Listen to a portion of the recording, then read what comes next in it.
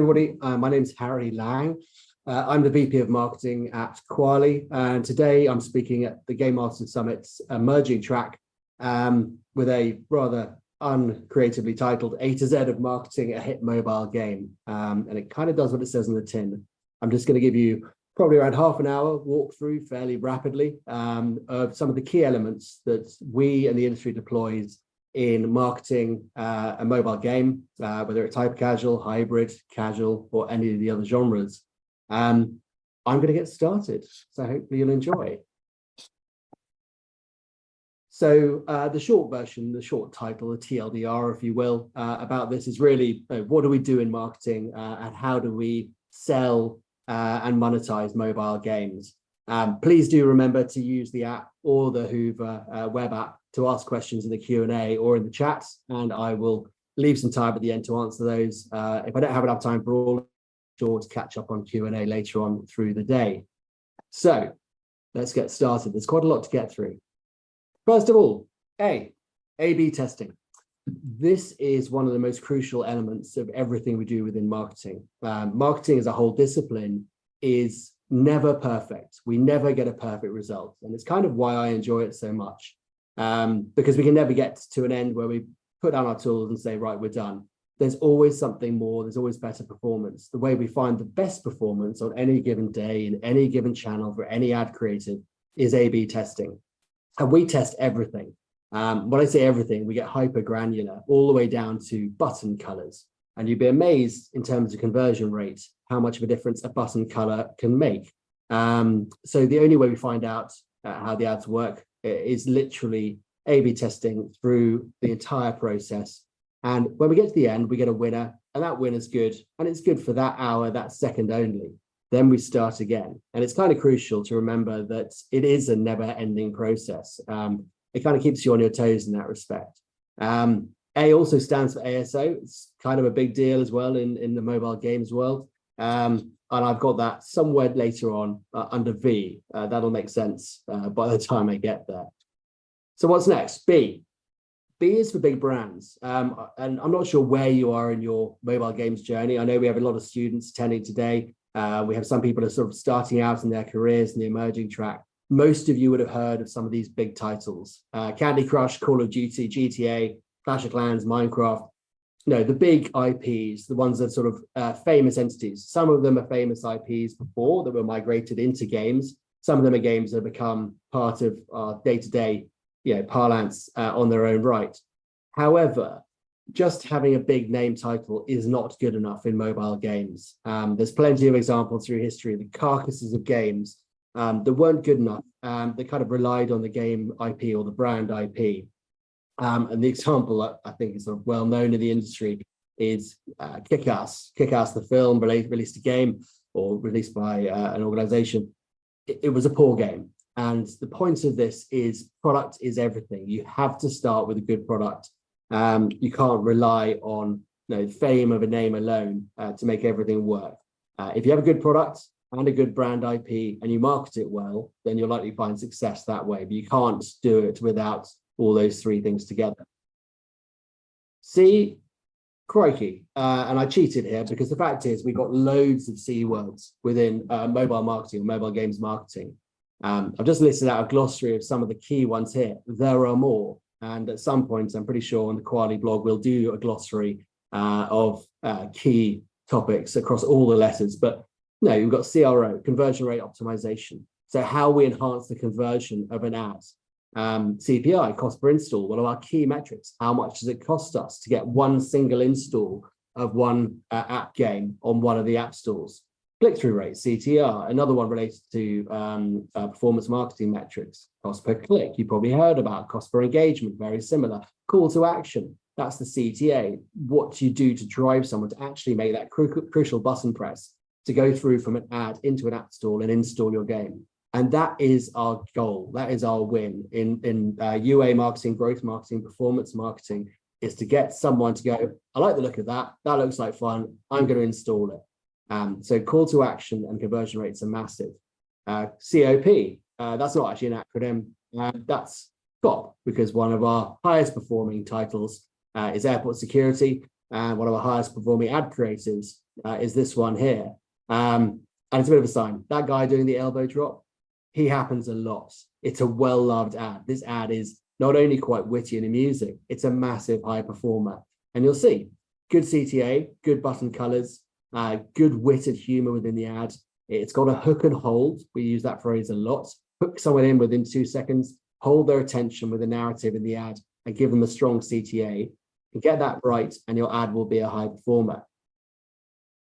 D stands for developers. And pardon my language, but there's only one way to say it. We rarely succeed in polishing turds. And I mentioned this before. Having a poor product and marketing it extremely well rarely, if ever, works. You have to start with a strong product. You have to start with developers crafting an excellent game. It's hugely competitive. There are tens of thousands of titles out there, all clamoring to get somewhere near the top of the iOS or Play Store charts. And the product is pretty much everything. If you give us a good product in marketing, we can take that to the stars. If you give us a poor product, we're already on the lowest rung and going backwards. Another D is daily active users. You'll kind of get used to this. Acronyms are all over our day-to-day lives. Daily active users is as it sounds. How many active users has any one game got on any one day? And it's a key KPI of ours. On to E for engagement. Within our ads, I use the phrase hook and hold, and that's really about engagement. It's about capturing someone's attention. If you imagine looking at your phone and how many ads you see on an average day, you kind of gloss over most of them. Having something that actually captures engagement, gives someone a reason to pause and a reason to get interested and a reason to be entertained or think, what's going on now? Something strange happens. Look at this ad for Perfect Coffee, an example. We've got a very good hook, something unusual, and a very good hold, and then links through to gameplay mechanics. This draws you in and gives you a very strong reason to find out what's going to happen next, and hopefully a strong reason to actually install the game. Then we move on to F, free to play. Free to play is kind of everything for hyper casual games. It's everything for hybrid games. It's pretty much everything for casual games on mobile. This is the world as it is. We give away the games and we monetize elsewhere. It's different to our PC and console arm. We have a PC and console department and we sell our games like normal retail. We sell them online via Steam. With mobile, it's free to play and we monetize either through ads within the game, as you do exclusively on hyper casual, or ads blended with IAPs or in-app purchases, as you do on hybrid. IAPs tend to be much more dominant in casual, mid-core and hardcore games. So games are inherently easier to sell because we're not charging for them, but they're harder to monetize. And because hyper-casual games are relatively easy to make, everyone can make them in high volume. So you still have to have a very high quality bar and a very high engagement bar to get to the number of eyeballs that can actually generate an ad revenue. It's far from easy. And there's a lot of games out there that probably would have been successful back in the day that simply don't cut it anymore. The quality bar is raised, and as such, our performance requirements have raised as well. G is for games. I'll repeat this again and again till the cows come home. Games must come first, right?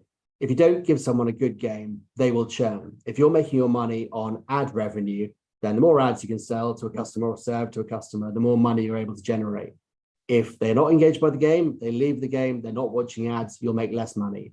This is the sum. So the challenge is acquisition and then lifetime value, generating a long lifetime in the game. So they watch more ads or they buy more IAPs and generate more revenue. That's the commercial model of this entire business. Looking at the different game types, we get to H. So there's 3 H's in game types for mobile: hyper, hybrid, and hardcore. In between those, you've got casual and mid-core as well. Looking at the right-hand side, I've tried to do a bit of a sort of visual analogy just to describe to those of you who are brand new to this what these mean. Hyper-casual is the simplest form, relatively easy to make, very easy to get into, very intuitive, very snackable. So they're the monster munch of this world. And our game Draw It, with well over 100 million installs already, is a very good example of a hyper-casual title and a hyper-casual hit. Moving to hybrid, hybrid's a bit of a bigger deal, bit of a sandwich. Archero is a famous hybrid casual title. Some ads in there, some IAPs in there. And then you get casual games like Candy Crush. Candy Crush, much more in-depth gameplay, much longer lifetimes, higher acquisition costs, much more driven by IAP purchases. Then mid-core and hardcore, these are your full meals or your 5-course meals. Call of Duty Mobile, Final Fantasy VI. These are effectively like PC games that you can play on your mobile, almost entirely driven by IAPs and subscriptions. All of them, though, depend on a level of LTV, a game that keeps people playing and having fun for longer. So talking of IAPs, this is the detail really. IAPs within hybrid, IAPs within casual, and everything up from casual. This is the big ticket items, whether it's buying skip its, whether it's buying subscriptions, whether it's buying bundles, or rewarded videos, so videos you watch as ads and they reward you with in-game assets. These are IAPs, and these are kind of the driving force behind a whole majority of those mid-range mobile games. Jay, taking a step aside, I'm going to look at one game specifically. This is a good example of a hyper-casual hit game. And this was our game, Jetpack Jump. Why is this a hyper-casual game? It's instantly intuitive. The title tells you what you're about to get. The ads will tell you, no, look at it. It's a long jump runway and a guy's got a jetpack. You kind of know what you're about to do. And you quite like the idea of it. You're going to run along, press a button, jetpack takes you off, and then you're going to have to boom yourself down as far as you can and collect rewards on the way as you go through various levels. It's very rewarding, both emotionally and rationally. It's emotionally rewarding because you feel you're making progress quite easily and you can carry on making progress. Rationally, you're hitting rewards and price points. That makes you feel good about the game and your progress in it. It's bite-sized, and it is a perfect loo game. And I do kind of mean that. This is the kind of take a little break for 5 minutes. This is the kind of hyper-casual title that's perfect for that. Cleanly designed, eye-catching colors, and made great ads. A huge amount of work goes into a game like this. If you see it, it's very bright. It's very intuitive in terms of what you're about to get. You can see our ads, quite noisy, but very much eye-catching, very much ear-catching. And so making great ads and great games means great conversion. And so there's sort of nonsense. The data explains to us what ads are successful and what ads aren't successful. We're never subjective about these things. And it's really important, this. Being subjective and going, I love this ad creative, we should run it, we should spend loads on it. It's entirely the wrong approach. We should follow the data. The data should tell us this ad, no matter how weird or unusual. And trust me, especially when we get into TikTok, we create some stuff that I just can't get my head around, but they're winners. You follow the winners, no matter where the concept comes from, no matter how weird it seems to be or what trend it's piggybacking on. You follow the data and let the data tell you where you got hit ad creative. K is for KPI, key performance indicator. So marketing has a reputation. It's sort of the creative job to take. It's fun. It's lighthearted. Inherently, most of our work is pinned on data, like I said, and KPIs are how we track data and track performance. We set key performance indicators before any campaign or any strategy set up, and that gives us a guide as to how close we are to getting to the desired result. A KPI is a definable goal, or the dictionary definition would be quantifiable measure of performance over time for a specific objective. So if we're talking about mobile games user acquisition, or UA, one campaign KPI might be X% ROAS, or return on advertising spend. So it's crucial to set KPIs. And this was just an excuse to put a harp seal in because everyone likes harp seals. It's easy presentation for them. But KPIs are critical of knowing how well you're doing against your objectives.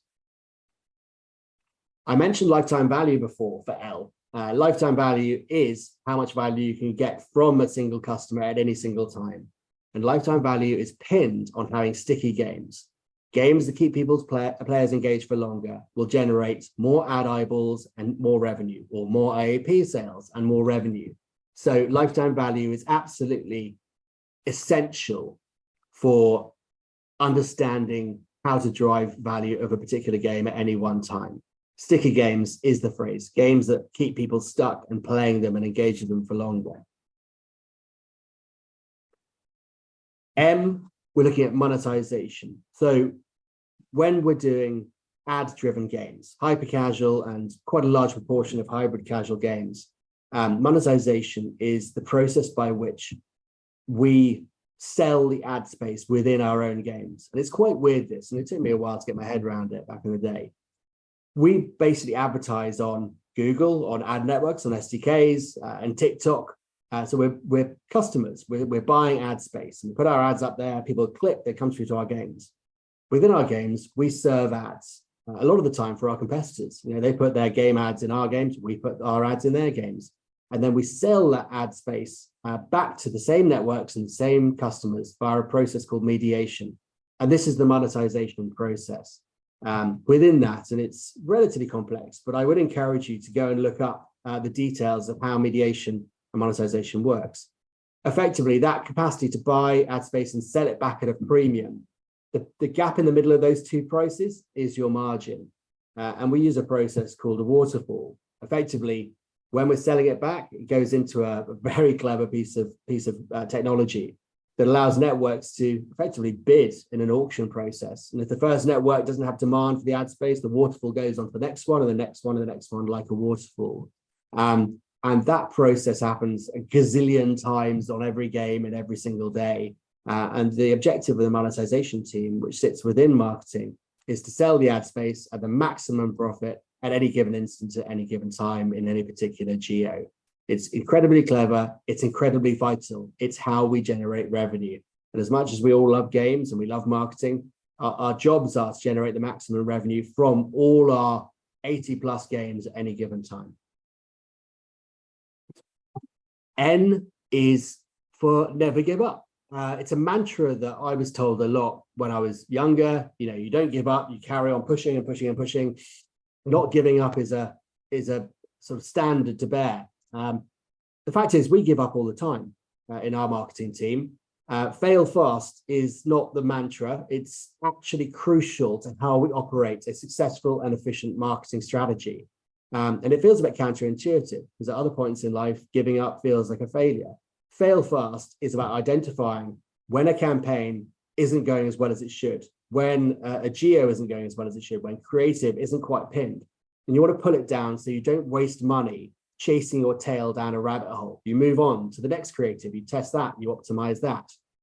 Having KPIs that identify what good looks like is a crucial part of fail fast. If you don't know what good looks like, you don't know when you get to a gate that says, no, you should stop now and move on to the next ad creative. So this is absolutely critical for us. Dumping campaigns that don't work and investing in those that do is everything. And one of the things that we follow within the team here at Kwalee, the marketing team, is celebrating that failure. You know, we celebrate giving up on ad creative because that means we're saving. That means we're moving on to positive, successful ad creative sooner, rather than trying to sort of push ad creative that's never going to get there. And I think there's a mindset shift in there that's really important about celebrating the fact that you've been clever enough to identify when something's not going to hit the KPIs and you're moving on and you're moving in a more positive direction more rapidly. O is for optimization. Everything we do is about optimizing. It's about making it better and better. What I said at the start about never being perfect in marketing, I was being absolutely serious. We can't get to perfect. It's great in that respect because we never get bored, because you can never stop and go, I finished my work, it's done forever. I can celebrate and just stop and move on. We never get there because there's always an opportunity to optimize something. And like I said at the start, whether it's a button color, whether it's a media channel, whether it's a time of day, whether it's a language localization, ad creative, media types, game types, geos, localization, and 1,000 other things can be optimized. And the next day, that perfect optimization doesn't work anymore because the world moves on, people move on, games move on, more competitors come in, all the way down to button colors, right? We A/B test, like I said in the A/B test bit at the letter A/B testing button colors. It sounds, well, you know, why would you do that? I've seen historically swings of up to 20% on button color and shape, right? In my old career in the gambling industry, 20%, if you imagine that across millions of ad impressions, it's hugely significant. So I'd encourage you to always look at these granular things. And effectively, if you optimize 1,000 things by 1%, you've got a huge hit on your hands. You've got huge success in your hands. It's often not about a massive Hail Mary, one decision, one campaign makes all the success. It's often about these tiny, tiny granular decisions you make and optimize a tiny, tiny bit, and you add all those bits up, and that will send your graph skyrocketing. And that's effectively how we operate. I can't remember the last time that we had one thing that sent everything to the sky. It's always granular optimization. P is for playable ads. So playable ads are exactly what they sound like, right? They're ads that you play. So we make mobile games. It stands to reason that when we're advertising on mobile ad networks, we put the game content into the ads, and hopefully people see it and go, I like the look of that. I'd like to play that game. And that's what playable ads are. So you can see here, Police Pursuit, another game there. You play the ad, and then there's a call to action. And what you're trying to do is draw people down the sales funnel. So they see it, they're aware of the game, they might quite like the look of it, they play it, which means they've got a depth of engagement, they're quite enjoying it. And then you smack them with a call to action, play it now. It's free to play. You've taken them halfway down the sales funnel in a 20-second ad. So playable ads are awesome. Getting the right mechanics, getting the right gameplay, getting in the right format, tweaking it so it's right for the audience in that channel. That's all crucial. And again, tiny little tweaks can make significant percentage improvements between two ads that look to the layperson incredibly similar. Q stands for question everything. And I think this kind of links back to the never being satisfied and the always optimizing piece. Our job in marketing, as marketers, no matter what channel you're working on, is about creativity. Yes, it's about thinking outside the box. It's about doing things differently. It's also about questioning what the status quo is. You have to try and be inventive to find opportunities, because the media landscape, the audience landscape, the games landscape is changing so frequently. No day is ever the same in this job. If you want to sort of follow a career in marketing in the games industry, I celebrate that. It's wonderful. It's such fun. But if you want something reliable and safe and to know exactly where you'll be in 6 months' time and what you'll be working on, it isn't that. It's the opposite of that. But it means it's fun. It means it's intriguing. It means you can always challenge yourself to find these little granular answers. We only improve by understanding. Perfection is impossible. And again, tiny improvements are likely to be where your wins are. Tiny improvements times 1,000,000 will be a good year. And that's it. Small changes means the sum is greater than the parts. Another ad format we use and we lean on a lot is rewarded videos. And I think I mentioned this earlier on. Rewarded videos are effectively videos we show that mean if you want to skip ads later on, you can watch a video, or if you want to get assets in a game, say you want to jump up some levels, or there's in-game assets you want to have, you can watch a video or an ad that will basically pay you in added value. So basically, we're paying players to watch an ad. And if the value exchange is good enough, they're very happy to do that. They'll watch the ad, they get a digital benefit for watching the ad, and then they carry on playing the game. Another crucial R, and I've kind of cheated here because there's a few of these that double up, but another crucial one is ROAS. I mentioned it earlier, but return on advertising spend.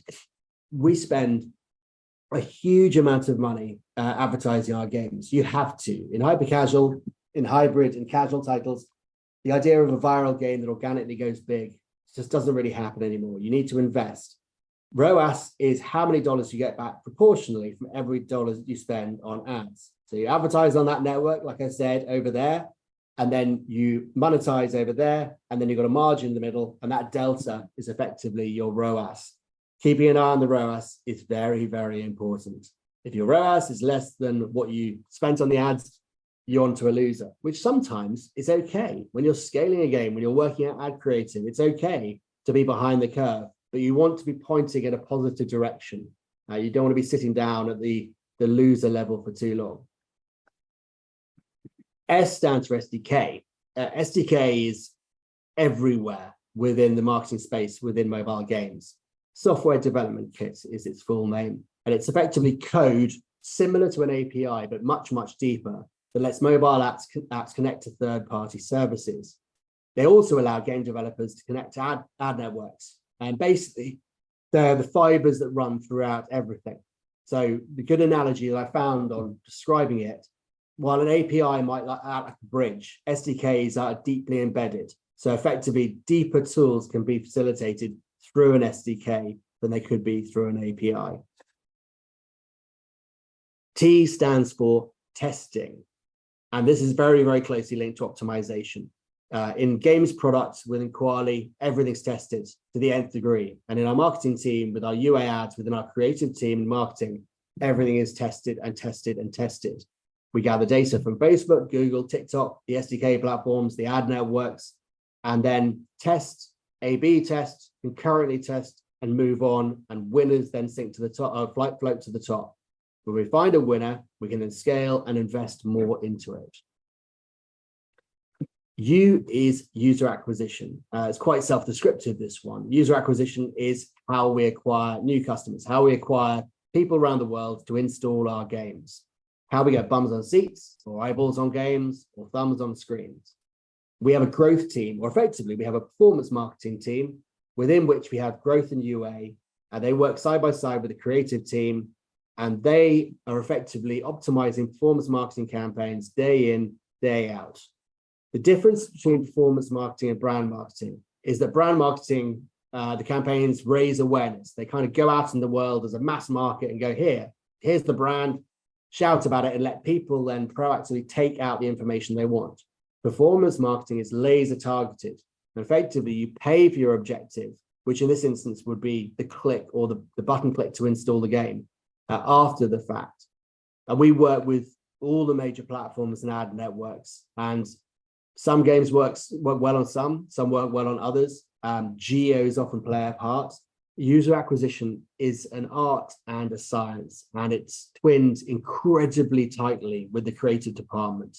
So good creative that's next to a good media buy at the right time, in the right place, with the right localization, that package will work best on a given day. And those relationships are fluid. They are constant. The collaboration and communication is how it works. U is also the USA. Unsurprisingly, the USA is massive. It's our biggest market. Now, we do well, like I said, in lots of markets in different games. Some games kaboom in the Far East. Some games do very well in the Middle East. Some games do very well in LATAM. The USA tends to be the big one. So when we're looking at testing, when we're looking at scaling, we might test in other markets with cheaper media costs, but effectively, we really want to know if we can get a game to work well in the USA, because that's where the big scaling success is, and that's where we can start going up the major App Store charts. Here's where I'm cheating a little bit. I did say at the beginning, I wanted to talk about ASO, App Store Optimization. So V is for Valerie. Valerie is our ASO manager within the marketing team. ASO, App Store Optimization, is effectively like SEO, search engine optimization, except for the app stores. It's how you organically make your app or your game look more appealing, index more highly, be more searchable within Apple's App Store or Google's Play Store. And there are loads of methodologies and tactics you can deploy. And it's very much a defined skill. I mean, this is a very specific role to understand the nuance, everything from icon design. And on the right-hand side, you'll see here, we A/B test so many of these in different formats. And sometimes it's a bit like ad creative. Surprising ones win. Things you weren't entirely expecting to win come out on top. Follow the data. Go with the one that works the best in that particular app store. The same with assets, asset screenshots in the app store, descriptions, keyword selection, the video of gameplay you choose. Testing and testing and testing will show you organic performance. And this is key. Being an organic channel, it's low cost. So it's totally essential to invest the time in it. If you can get well optimized in the app stores, it's a very good foundation on which to build your organic presence. W stands for worldwide team. You don't need to have a huge marketing organization to market online games. You can do the basics. A lot of it is things that can be self-taught. If you're building your own title, you can do ASO, you can test ad creative, you can build Facebook campaigns at a base level. Within our organization, we do it, but we do it at a significant scale. And this is a rough cut picture of what our marketing org looks like. That blurry character there, that's me. That over there is Ryan, who'll be hosting the keynotes after lunchtime. That's Ryan's performance marketing team. Ryan's creative team is in there as well. We have product marketing in there. Over here is our PC and console marketing department, and somewhere in here as well is our brand team. we've got 80 people over 5 continents. And I always like the fact that we are in 5 continents as a marketing organization. From user acquisition, monetization, creative, product marketing, ASO, those are just the mobile games marketing sides. And then you've got brand and PC console on top. So to do the number of games that we do and to UA and monetize them accordingly, it takes that many people. But I think it is worth remembering, if you're building a game, developing a game, to prove the concept, to find out if the game's got strength and merit, you can do this at the coalface. And a lot of hero games start out on that very premise. So this is kind of the ridiculous large end of the scale, but you can start at the one person, one game, test and learn end of the scale as well. X stands for X Factor. High performing ad creative, like I said, it blends data, insight, skill, creativity, piggybacking trends, trends in TikTok, we lean on those every single day, and persistence. It also relies on luck. Sometimes we get wins and we don't really understand why we've got the winners. They simply happen. The data tells us the ads are super high performance, the game's skyrocketing, and we look at it and try and analyze it. And sometimes you go, it is what it is. We got the blend right. The blend was near perfect for that channel at that given time. However, I think there's a famous Lee Trevino quote about this. The more we practice, the luckier we get, right? We do kiss a lot of frogs. It's back to fail fast. The reason we get lucky, the reason we generate hit ads and have hit campaigns quite regularly is because we push a lot of volume of effort in creative and media testing. And I've got a very good quote here from Gavin, our creative director, who's also speaking today. Creative UA is a conversation starter. It kicks off the dialogue you have with the user, how you translate the excitement of the game into short blasts of creativity, and how you tell a story and make the audience want to be part of that story. Very eloquently said by Gavin. But we still kiss a lot of frogs and we still have a lot of failures. But add all these things together and our hit rate is probably better than most. Coming towards the end now, why is for you? You guys watching this will come from all sorts of backgrounds. You'll be at different stages of your career. I think we have a lot of students at Gamemasters in the emerging track today. So I've got no idea where you are in your career process, but you probably want a career in games, very possibly in games marketing, because you're watching me. So first of all, that's brilliant news. It took me an 8-year career in advertising, a 17-year career in online gambling to finally find my way here to Kwalee and my job now. And that's too long. And I'm a bit mad it took me that long because it's brilliant. It's a really good career. It's the most fun I've had at work in 25 years of working. What I encourage you to do is to take advantage of today. So download the app if you haven't already, ask loads of questions, meet as many people as you can, make connections on LinkedIn afterwards, make some friends to bounce ideas off, or potentially friends you could start a business with or a game studio with. And if you ever need a publisher, I happen to know one. He sits just over there in the publishing team. This sector is booming, right? It's hugely fast paced. It's global in the purest sense of the word. It's very accessible because anyone can play our games and they're free. I mean, anyone can play our games. So there's enormous opportunity and we're just getting started. I mean, I've said it repeatedly in the last half an hour. The world changes so fast. We never know what the game trend will be in the next week, month, or year. It's yet to be invented, most likely. And that's the opportunity at hand. If you've got game ideas, if you've got ways of marketing and creative concepts, it may be that you have the secret sauce that no one else has invented yet. And that's very accessible opportunity. And I would encourage you to leap in because it's a great industry to be in. If I can help out at all, I'm very happy to. I've left my contact details here. This presentation, there's a link at the end, which we'll share in the chat on the Kwalee blog, where you can find all the details and the links. Get in touch.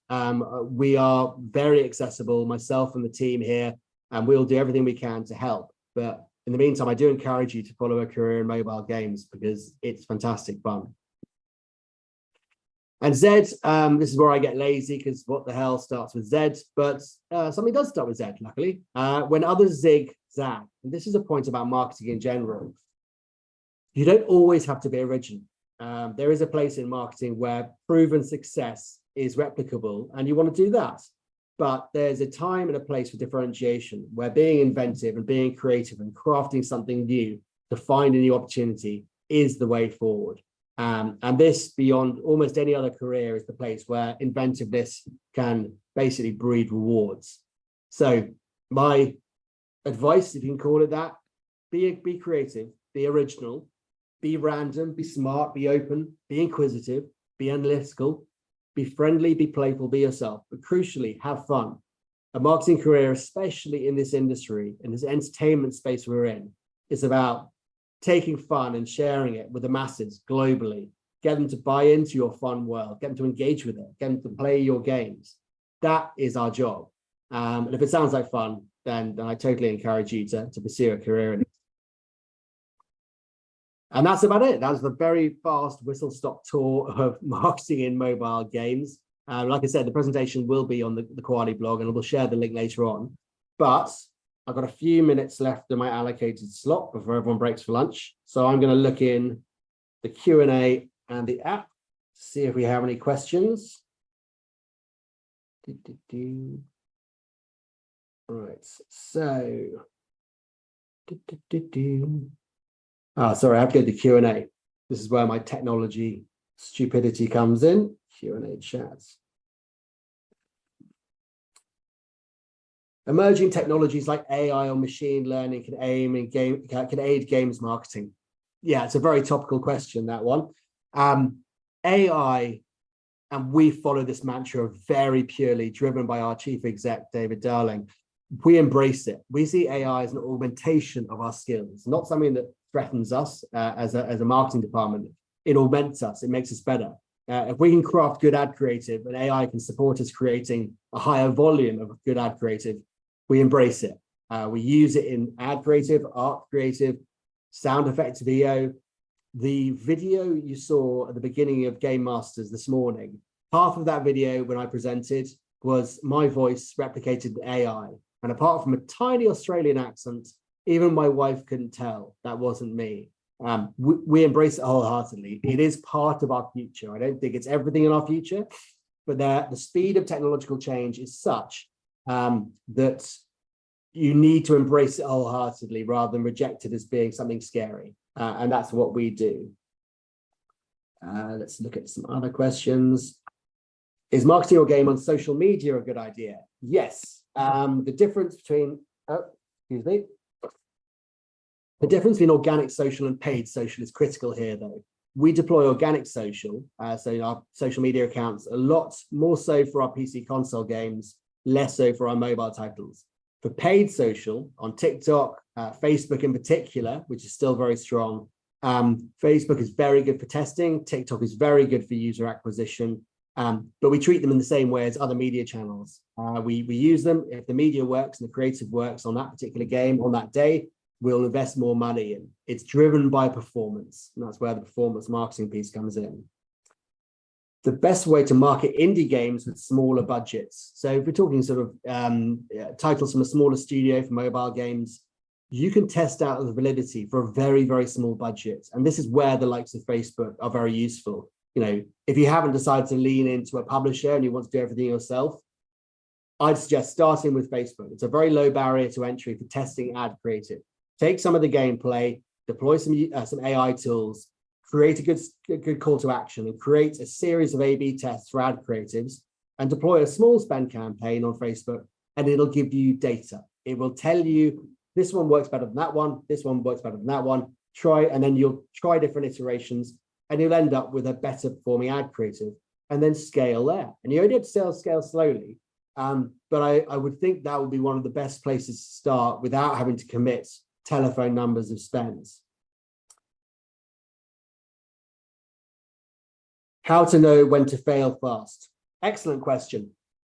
And this is where KPIs come in. KPIs created in advance of a campaign or at the start of a strategy project or at the start of a period, say a month or a week or a day, to say, we are aiming for this. Success looks like this set of KPI and metrics. And the time level for this test or period is a week, a day, a month. If you are not hitting the KPIs by that period and the gate hasn't opened to allow you through to the next set, then that would be the point. You might decide, okay, that hasn't worked. You step away. Setting the parameters before, not after, is critical. And like I said, KPIs are invaluable in defining what good looks like. And they will also stop you from getting emotionally attached to, say, ad creative or even a game as a whole and say, oh, I really need it to work. I really want it to work. I'm going to keep on going and going and going.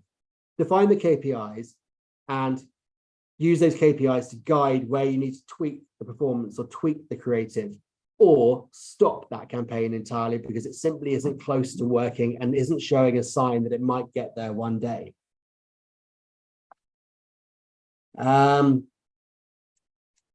What do you think are the key differences between marketing in the gaming sector and the iGaming gambling sector? Very good question, very pertinent question. I thought when I joined Kwalee, there wouldn't be much difference in user acquisition for games apps, mobile games, and the casino, poker, bingo apps that I used to sell. There's a huge difference, and the huge difference is in two parts, mostly driven by regulation. Casino and all that space requires very, very strict regulation. It requires KYC, age verification, huge amount of other things. There are very, very many fewer of those restrictions in mobile games, which means it's much more accessible. So whilst it's easier to market, it's also much more competitive, and there's a lot less money in this space. My CPI targets in that world were up to £500, $600-700, because the lifetime values were in the thousands, right? In this realm, it's in the cents and dollars bracket, because we're selling ad space. We're not driving an Eagle consortium of gambling behaviors, which I'm very happy that that's what I do now, and that's what I left behind. But there are significant differences. And I think on that side, there were also much more onus on brand building. The integrity security side of marketing iGaming and gambling products, it was much more inherent. Whereas the performance marketing, the direct response elements of mobile games means there's less room and less requirement to build brands. You want to sell top of funnel to bottom of funnel very, very quickly. Here's a game, it's free, you like the look of it, install now, play the game, and they'll play, and then they'll probably move on to the next thing. And our job is to keep them in game as long as possible, watching some ads, buying some IAPs, and that's our way of generating revenue. That is the end of my time. I've got loads more questions on the app. Don't worry, I've got this afternoon, and I will go through on the app and on the website and answer as many of these as I can. In the meantime, I hope you enjoyed that. I'm sorry it was a little bit of a fast-paced tour. There's probably a lot more I could say, but thank you very much for joining. Thank you for coming to Gamemasters. This deck, I'll share the link to the Kwalee blog where it'll feature. There's loads of other social elements you'll see there as well, all our PC console games and everything else on our website, including the career portal. So I'd encourage you to have a look at that after Gamemasters is finished. But in the meantime, thank you for your time, everybody. Have a nice lunch break now. At 1:30, I'm delighted to say that we have our keynotes moderated by Ryan Davis, who runs the performance marketing team, and featuring Javier Castro, Jatin Mittal, and Goncalo Martins. That's going to be an absolute highlight. So I suggest you grab some lunch, and I will see you during the keynote. In the meantime, thanks so much for your time, and I'll see you soon.